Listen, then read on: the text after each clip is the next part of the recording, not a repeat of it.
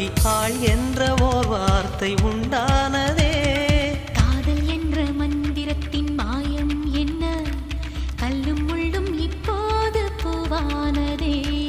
வானவில்லின் துண்டொன்று மண்ணில் வந்து யாருக்கும் சொல்லாமல் பெண்ணானதே.